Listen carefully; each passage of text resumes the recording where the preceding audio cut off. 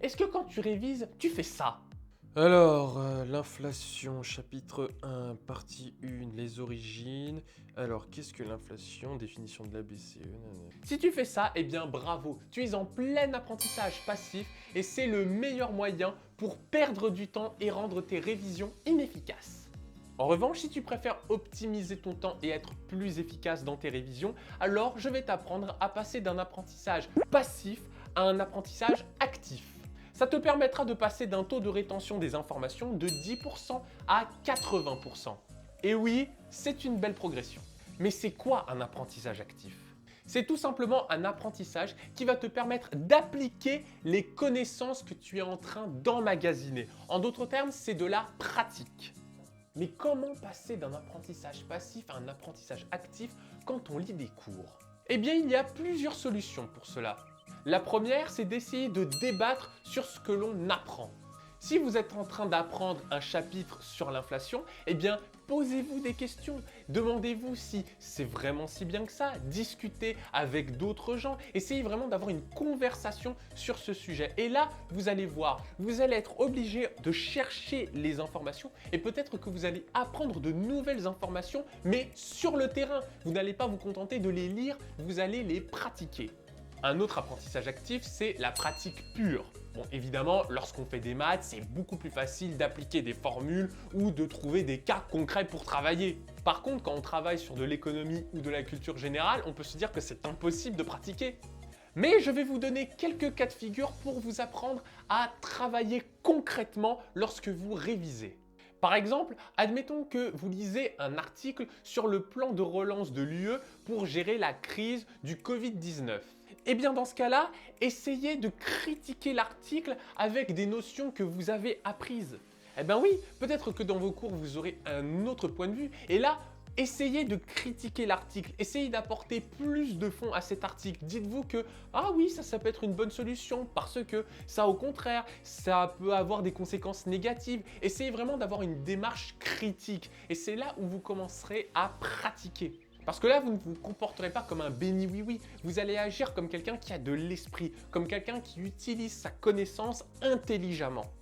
Si vous avez de la culture générale, alors dans ce cas-là, essayez de vous poser des questions pour essayer de pratiquer. Vous lisez par exemple quelque chose sur l'Empire romain. Eh bien, essayez de vous poser des questions. Pourquoi l'Empire romain s'est-il effondré? Comment ce système était-il géré? Qui étaient les principaux dirigeants de cet empire?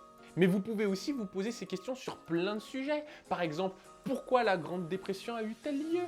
Comment ça se fait qu'Hitler est parvenu au pouvoir? Comment a-t-il fait?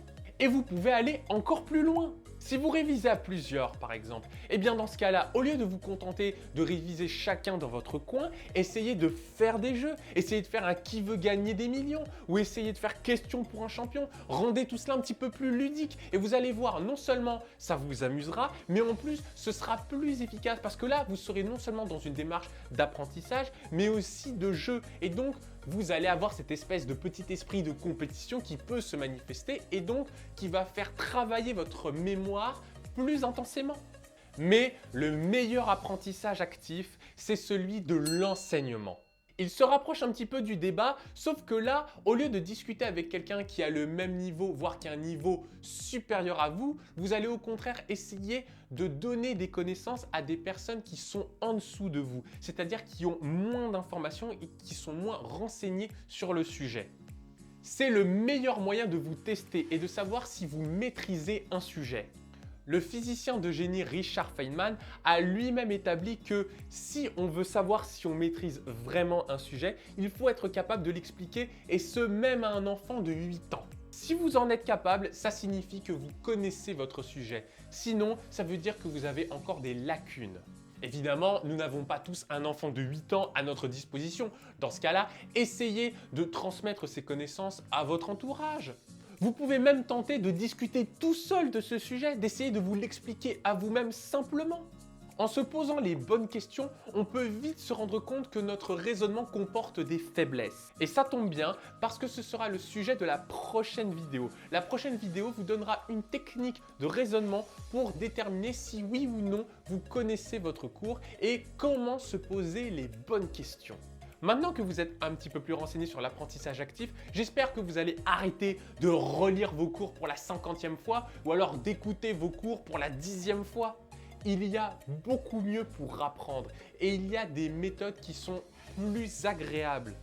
Alors sortez des sentiers battus et préparez-vous pour la deuxième vidéo. Ciao!